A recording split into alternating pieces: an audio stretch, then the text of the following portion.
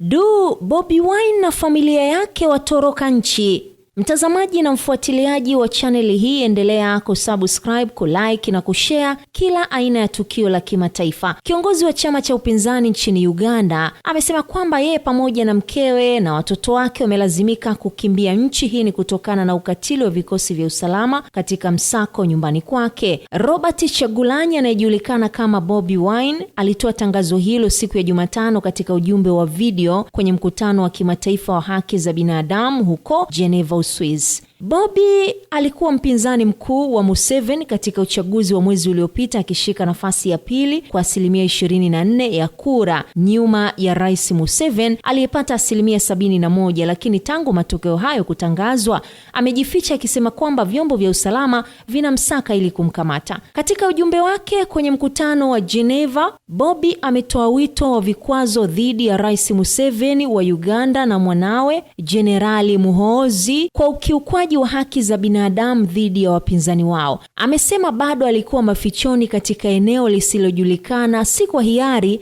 lakini kwa kuhofia kuuawa. Katika ujumbe uliotumwa kwenye mtandao wa kijamii wa X, Muhoozi ameandika kwamba kitu bora kuhusu Bobi Wine ni kwamba sote tumemsahau, na kuongeza kwamba abaki Geneva milele.